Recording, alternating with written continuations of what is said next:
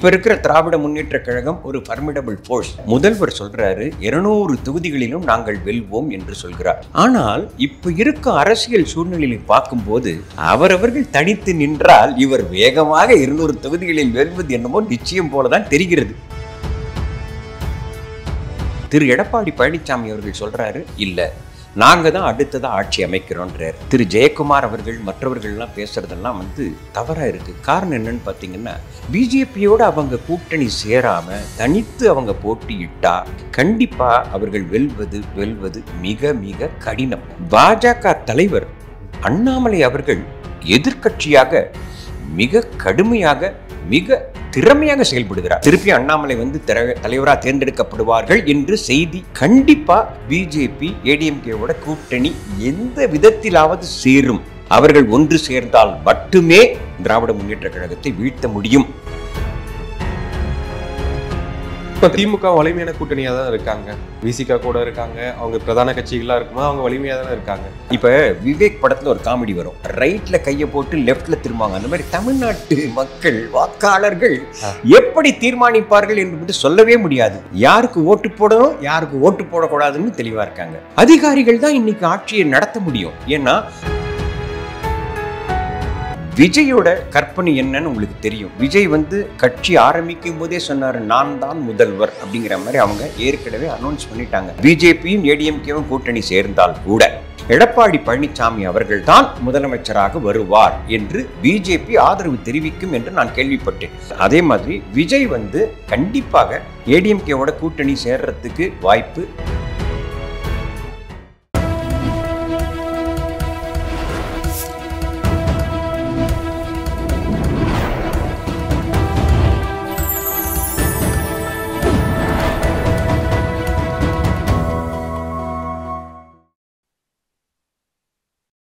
Channel 5 தமிழர்களுக்கு வணக்கம். இன்றைய நேர்காணலில் நம்மளுடன் இணைந்திருப்பவர் மூத்த பத்திரிகையாளர் திரு மகாதேவன் அவர்கள். வணக்கம் சார். வணக்கம். நீங்க நியூஸ் ரீடிங் படிக்க எல்லாத்துக்குமே கரண்ட் பொலிட்டிக்கல தெரிஞ்சிருக்கும். கண்டிப்பா அதை பார்த்துக்கிட்டே தான் இருப்பீங்க. ஏன்னா அது தெரிஞ்சாதான் அந்த விஷயம் கரெக்டாக நம்ம கொண்டு போய் சேர்க்க முடியும். சில வார்த்தைகள் மிஸ் ஆனாலும் நீங்க கொண்டு போய் சேர்த்துருவீங்க. அப்படிங்கும்போது நீங்க அப்ப இருந்து பொலிட்டிக்கல் பார்த்துட்டே இருக்கீங்க. இப்போ ப்ரெசன்ட் அரசியல் ஒரு வேற நிலைக்கு மாறி இருக்கு. 5 முனை போட்டி 4 முனை போட்டி அப்படின்னு நிறைய விஷயங்கள் வருது. புதுசா விஜய் அவர்கள் அரசியல் பிரவேசம் எடுத்திருக்காரு. அப்படிங்கும்போது எப்படி பாக்குறீங்க தற்போதுள்ள அரசியல் சூழல்? தற்போதுள்ள அரசியல் சூழல்னு பார்த்தீங்கன்னா, நீங்கள் குறிப்பாக விஜயை பற்றி கேட்டீங்க. விஜயோட பிரவேசம் எல்லா இளைஞர்களாலும் எதிர்பார்க்கப்படுகிறது. ஆனால் உங்களுக்கு நல்லாவே தெரியும், மக்கள் நீதி மையம் என்று திரு கமல்ஹாசன் அவர்கள் வேகமாக அவர் வரும்போது இதே ஆர்வம், இதே இளைஞர்கள் எழுச்சி எல்லாமே இருந்தது. அவரும் வந்த வேகத்திலேயே திரும்பி சென்று விட்டார். விஜயும் அதே தான் நான் சொல்ல விரும்புகிறேன். விஜய்க்கு நல்ல மக்கள் செல்வாக்கு இருக்கிறது, இளைஞர்கள் ஆதரவு இருக்கிறது. ஆனால் அது ஓட்டாக மாறுமா? அவர் எந்த அளவுக்கு இந்த அரசியலில் தாக்கு பிடிக்கிறார் என்பதை காலம்தான் பதில் சொல்லும். 2026 தேர்தலில் பார்த்துடலாம். அதே மாதிரி நீங்கள் ஒவ்வொரு பொலிட்டிக்கல் பார்ட்டி பற்றி கேட்குறீங்க. இப்போ திராவிட முன்னேற்ற கழகத்தை பற்றி கேட்டிங்கன்னு வச்சுங்களேன், அவங்களுடைய ட்ரெண்டு ரொம்ப டிஃப்ரெண்ட்டாக இருக்குது. அவங்க என்ன நினைக்கிறாங்கன்னா, நாங்கள் இது வரைக்கும் செஞ்ச ஆட்சிக்கே மக்கள் ஆதரவு கண்டிப்பாக கொடுப்பாங்கன்னு நினைக்கிறாங்க. ஆனால் ஒரு சாமானியனாக நான் தெருவில் நடந்து போகும்போது பலர்கிட்டே நான் பேசினேன். ஆட்சி மேலே அதிருப்தி நிறைய இருக்குது. இன்குபென்சி ஆன்டி இன்குபென்சின்னு சொல்லுவாங்க, அது ரொம்ப நிறையவே இருக்குது. அதே மாதிரி துணை முதல்வரை அவர் பதவியேற்க வச்சதை பற்றி பல கருத்துக்கள் இருக்குது. விலைவாசி ஏற்றம், பல விஷயங்கள், சாலை போக்குவரத்து, பல விஷயங்களில் அதிருப்தி தான் நிலவுது. ஆனால் அவங்க குறிப்பாக முதல்வர் சொல்கிறாரு 200 தொகுதிகளிலும் நாங்கள் வெல்வோம் என்று சொல்கிறார். ஆனால் இப்போ இருக்க அரசியல் சூழ்நிலையை பார்க்கும்போது அவரவர்கள் தனித்து நின்றால் இவர் வேகமாக 200 தொகுதிகளில் வெல்வது என்னமோ நிச்சயம் போலதான் தெரிகிறது. அடுத்தது அனைத்து இந்திய அண்ணா திராவிட முன்னேற்ற கழகம் மிகப்பெரிய பாரம்பரியம் மிக்க கட்சி. கிட்டத்தட்ட பல தடவை அவங்க தேர்தலில் வெற்றி பெற்று ஆட்சி அமைச்சிருக்காங்க, எல்லாமே பண்ணியிருக்காங்க. ஆனால் இப்போ அவங்களுடைய மிகப்பெரிய ஹேண்டிகேப் என்னென்னா, நல்ல ஒரு லீடர் இந்த சென்ஸ் செரிஸ்மேட்டிக் லீடர் இல்லாத ஒரு கஷ்டம் இருக்குது. வசீகரமான லீடர் இல்லை. ஆனால் திரு எடப்பாடி பழனிசாமி அவர்கள் சொல்கிறாரு இல்லை நாங்கள் தான் அடுத்ததாக ஆட்சி அமைக்கிறோன்றார். அதே மாதிரி திரு ஜெயக்குமார் அவர்கள் மற்றவர்கள்லாம் பேசுகிறதெல்லாம் வந்து தவறாக இருக்குது. காரணம் என்னன்னு பார்த்தீங்கன்னா, பிஜேபியோடு அவங்க கூட்டணி சேராமல் தனித்து அவங்க போட்டியிட்டால் கண்டிப்பாக அவர்கள் வெல்வது மிக மிக கடினம். இது என்னுடையது. பிஜேபின்னு பார்த்தீங்கன்னா, உண்மையாலே சொல்கிறேன், அனைத்து இந்திய அண்ணா திராவிட முன்னேற்ற கழகம் தான் இப்போதைக்கு 65 எம்எல்ஏ வச்சிருக்கிற எதிர்க்கட்சின்னு சொல்கிறாங்க. ஆனால் சட்டசபையில் அவர்களுடைய செயல்பாடுகள் சரியில்லை. ஆனால் பிஜேபி அங்கத்தினர்கள் உறுப்பினர்கள் செயல்பாடுகள் மிகவும் பிரமாதமாக இருக்கிறது. குறிப்பாக பாஜக தலைவர் அண்ணாமலை அவர்கள் எதிர்க்கட்சியாக மிக கடுமையாக மிக திறமையாக செயல்படுகிறார். அவர் சமீபத்தில் சொன்ன ஒரு வார்த்தை தான் எனக்கு மிகவும் பிடித்த வார்த்தை. அவர் என்ன சொல்கிறார் என்றால், அதிகாரிகளையே அதிகாரம் செய்யும் அளவுக்கு நமக்கு அறிவிருந்தால்தான் அரசியலில் நாம் ஜொலிக்க முடியும் சொல்றாரு. எத்தனை பேருக்கு இப்ப இருக்கிற எத்தனை மினிஸ்டர்ஸ்க்கு எத்தனை பேருக்கு அதிகாரிகளை அதிகாரம் செய்யும், அதாவது அந்த துறையில் வல்லமை பெற்ற அதிகாரம் செய்யும் அதிகாரம் எத்தனை பேருக்கு இருக்கிறதுன்னு எனக்கு தெரியல. அதுக்கப்புறம் பார்த்தீங்கன்னா பாமக வந்து ஆரம்பத்தில் அவர்கள் வந்து ஒரு ஜாதி கட்சி அப்படின்ற பேரில் தான் ஆரம்பித்தாங்க. ஆனால் கொஞ்ச நாள் ஆக ஆக ஆக அவர்களுடைய வாக்கு சதவீதம் அதிகரித்து அவங்களும் வந்து அரசியலில் ஒரு தவிர்க்க முடியாத சக்திகளாக உருவானா கூட அன்புமணி அவர்கள் நான் வந்து மாற்றம் தருவேன் அப்படின்னு சொல்லி வந்தார், எல்லாம் பண்ணினாங்க. ஆனால் மக்கள் அவர்களை ஏற்றுக்கொள்ள தயாராக இல்லை. இருந்தாலும் அவர்கள் என்டிஏ என்ற அமைப்பில் சேர்ந்து இப்பொழுது பல விஷயங்கள் பண்ணுவோம் அப்படின்னு சொல்லிட்டு இருக்காங்க. ஆனால் இந்த என்டிஏவை திருப்பி அவர்களெல்லாம் வலுவாக கூட்டமைத்தால்தான் அடுத்த தேர்தலில் அவர்களுக்கு ஒரு வாய்ப்பு கிட்டும். நாம் தமிழர் சீமானை பற்றி நான் சொல்லவே வேண்டாம், உங்களுக்கு தெரியும். சமீபத்தில் பெரியார் பற்றி சர்ச்சைகள் பல விஷயங்கள் பேசிகிட்டு இருக்காரு. ஆனால் ஒரு விஷயத்தில் அவரை அப்ரிஷியேட் பண்ணணும். ஈரோடு தொகுதியில் மற்ற கட்சிகள் எல்லாம் பயந்து ஒதுங்கும் போது நான் தனித்து போட்டியிடுவேன்னு சொல்லி அந்த ஈரோட்டு மண்ணிலேயே போய் பெரியாரை எதிர்த்து பேசுகிறார் என்றால் தெரியவில்லை. ஈரோடு கிழக்கு தேர்தல் முடிவுகள் தான் சொல்ல வேண்டும். ஆனால் அவர் ஒரு விஷயத்தை மறந்து விட்டார். இன்று, அதாவது இந்த வருடத்தில் நடந்த புத்தக கண்காட்சியில் அதிகமாக விற்கப்பட்ட புத்தகங்கள் ஈவேரா, அதாவது பெரியார் அவர்களின் புத்தகங்கள் தான். இளைஞர்களை இன்றும் பெரியார் கவர்ந்து கொண்டிருக்கிறார். அந்த உண்மையை அவர் மறந்துவிட்டார் என்று நினைக்கிறேன். சார், இந்த ஈரோடு இடைத்தேர்தல் இதை பற்றி பேசும்போது என்னென்னா, ஆளுங்கட்சி வந்து நிற்கிறாங்க, ஆளுங்கட்சி நின்னாங்கன்னா ஆளுங்கட்சி தான் ஜெயிப்பாங்க அப்படிங்கிற எழுதப்படாத ஒரு சட்டம் மாதிரி இருக்குது. எப்பவுமே அந்த விஷயம் வந்து நடந்துக்கிட்டே இருக்குது. அப்படிங்கும்போது ஏன் இந்த பிரதான எதிர்க்கட்சிகள் வந்து யாருமே போட்டியிடலை? அது வந்து இப்போ அவங்களுடைய ஒரு பின்னடைவு, அவங்களுக்கு ஒரு தைரியம் இல்லை அப்படிங்கிற விமர்சனம் எல்லாமே வந்தாலுமே ஒரு போட்டியிட்டு ஒரு ஜனநாயக முறைப்படி தோற்றாலும் பரவாயில்லை அப்படின்னு நிற்கணும்ல, அது வந்து ஏன் நிற்க மாட்டாங்க? இல்லை, அந்த எதிர்க்கட்சிகள் சொன்ன கருத்துக்கள் கேட்டிங்கன்னு வச்சுங்களேன். அனைத்து இந்திய அண்ணா திராவிட முன்னேற்ற கழகம் என்ன சொல்கிறாங்க, இந்த தொகுதியில் இந்த தேர்தலில் நின்னா எங்களுக்கு நியாயம் கிடைக்க போகிறதில்ல. கள்ள ஓட்டு போட்டு திமுக வந்து கடந்த முறையே வின் பண்ணினாங்க, அதாவது காங்கிரஸ் உறுப்பினரை வச்சு வின் பண்ணினாங்க. எதுக்கு நாங்கள் வந்து தேவையில்லாத நின்று எங்களுக்கு பிரச்சனையை பண்ணிக்கணும்னு அவங்க நடக்குது அப்படின்னு அவங்க சொல்கிறாங்க. ஆமாம், பிஜேபியும் இதே தான் சொல்கிறாங்க. அதாவது பட்டியல் அடைத்து வைத்து மக்களை ஓட்டு போட வைத்தார்கள், அப்புறம் எல்லாருக்கும் கொலுசு கொடுத்தார்கள், அது கொடுத்தார்கள், நிறைய குற்றச்சாட்டுகள் சொல்லி இந்த தேர்தலில் நாங்கள் நிற்கிறதுனால எந்த விதமான பலனும் இல்லை. ஆனால் நிறைய விஷயங்களை கவனித்து பார்த்தீங்கன்னா சீமான் என்ன சொல்கிறாருன்னா, நாங்கள் நிற்போம், நின்று பெரியார் மண்ணிலேயே நின்று பெரியாருக்கு எதிரான கருத்துக்களை சொல்லி ஆளும் திராவிட முன்னேற்ற கழகத்தை நாங்கள் தோற்கடிப்போம் அப்படின்னு தைரியமா பேசுறாரு. அதான் சொன்னேனே, ஈரோடு கிழக்கு தேர்தல் முடிவுகள் தான் சொல்லும். ஆனால் இன்னைக்கு நடந்த ஒரு விஷயம் பார்த்தீங்கன்னா, இந்த விஷயம் உங்களுக்கு தெரியுமான்னு தெரியாது. இப்போ லேட்டஸ்ட் பிரேக்கிங் நியூஸ், அமைச்சர் முத்துசாமி சொல்றாரு, எந்த அமைச்சர்களும் இங்கு பிரச்சாரத்திற்கு வரமாட்டார்கள், சீமானை நான் குறைத்து மதிப்பிடவில்லை, ஆனால் இந்த தேர்தலை நாங்கள் வலுவாக எதிர்கொள்வோம் அப்படின்னு முத்துசாமி சொல்றாரு. பார்க்கலாம், அதே தான் சொன்னேனே உங்களுக்கு, தேர்தல் முடிவுகள் தான் இதற்கு பதில் சொல்லும். இப்போ என்னன்னா, ஜெயக்குமார் அவர்கள் சொல்லியிருந்தாங்க பாஜகவுடன் வந்து கூட்டணி வந்து அமைய வாய்ப்பே இல்லை அப்படிங்கிற மாதிரி சொன்னாங்க.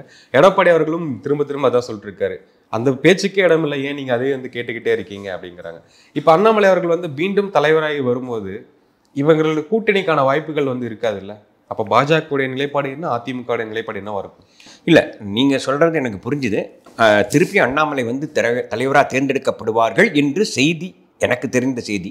அதே மாதிரி இன்னொரு விஷயமும் சொல்லியிருக்காங்க, கண்டிப்பாக பிஜேபி ஏடிஎம்கேவோட கூட்டணி எந்த விதத்திலாவது சேரும் அப்படின்னு தான் இப்போ எல்லாருமே யூகிக்கிறாங்க. யூகம் சரியாக இருந்ததுன்னா, ஏன்னா பிஜேபி ஒரு தேசிய கட்சி, முடிவு இங்கே கிடையாது. ஸோ மத்திய அமைச்சரவை, அதாவது மத்தியத்தில் இருந்து எடுக்கப்படும் முடிவுகள் தான் இங்கு மாநிலத்திற்கும் பொருந்தும். அப்போ அண்ணாமலை ஏதோ ஒரு விதத்தில் சரி, அவர்கள் சொன்னதை நான் ஏற்றுக்கொள்கிறேன், ஏடிஎம்கேயோட கூட்டணின்னு சொல்லுவாங்க. ஆனால் ஜெயக்குமாரும் திரு எடப்பாடி அவர்களும் திரும்ப திரும்ப சொல்லிக்கிட்டே இருக்கலாம், காலத்தின் கட்டாயம் கருதி அவர்களது முக்கிய நோக்கம் என்ன, திராவிட முன்னேற்றக் கழக ஆட்சியை அகற்றுவது. அப்படி ஒரு முக்கிய நோக்கம் இருந்தால் இது ஒரு பொன்னான வாய்ப்பு. அவர்கள் ஒன்று சேர்ந்தால் மட்டுமே திராவிட முன்னேற்றக் கழகத்தை வீழ்த்த முடியும் என்பது அரசியல் நோக்காளர்களின் கருத்து. திமுக வலிமையான கூட்டணியாக தான் இருக்காங்க, விசிகா கூட இருக்காங்க, அவங்க பிரதான கட்சிகளாக இருக்கும்போது அவங்க வலிமையாக தானே இருக்காங்க. பாஜக அதிமுக இணைந்தால் வெற்றிக்கான வாய்ப்புகள் இருக்கும்னு நினைக்கிறீங்களா? கண்டிப்பாக பாஜக திமுக இணைந்தால் கண்டிப்பாக வெற்றிக்கான வாய்ப்பு இருக்கும். ஏன்னா உங்களுக்கே தெரியும், கடந்த முறை தேர்தலில் பதிவான வாக்குகள் திமுக எவ்வளவு, அதிமுக எவ்வளவு, பிஜேபி எவ்வளவு, எல்லாமே உங்களுக்கு தெரியும். இந்த அரித்மேட்டிக் கணக்குப்படி பார்த்தா கூட பாஜகவும் அதிமுகவும் ஒன்றிணையும் போது திமுகவின் வாக்கு சதவிகிதத்தை விஞ்ச முடியும். விஞ்சினால் அவர்களுக்கு வாய்ப்பு இருக்கும். ஆனால் நீங்கள் சொல்கிறீங்க திமுக அதன் கூட்டணி கட்சிகளுக்கு நல்ல ஒரு கருத்தொற்றுமை அது இருக்குன்றீங்க, எல்லாமே சொல்கிறீங்க. நடுவில் என்னன்னா, இந்த பாஜக வந்து ஒரு பர்சன்ட்ல இருக்காங்க அப்படின்னு நீங்கள் சொல்ல வரீங்க.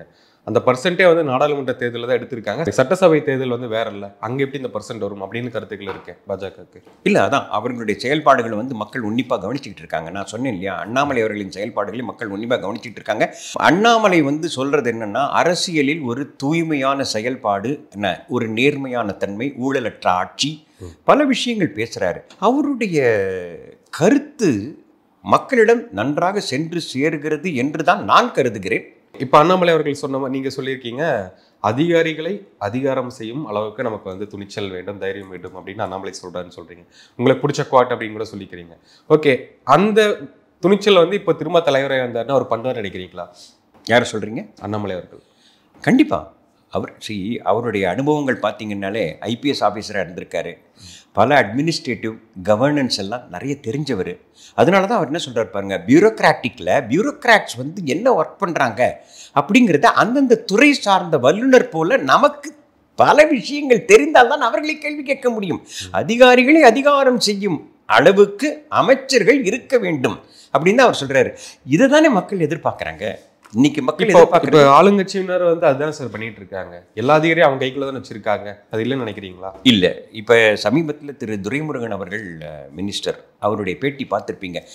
எங்களுடைய ஆட்சியில் பார்த்தீங்கன்னா அதிகாரிகள் கைதான் ஓங்கி இருக்கு அப்படின்னு பேசுறாரு. அது தவறு இல்லையா? அதிகாரிகள் தான் இன்னைக்கு ஆட்சியை நடத்த முடியும். ஏன்னா அதிகாரிகள் தான் ஒவ்வொரு திட்டங்களையும் மக்களிடம் எந்த அளவுக்கு சென்று சேர்க்க முடியும் என்பதை திட்டமிட்டு ஆராய்ந்து செய்ய முடியும்.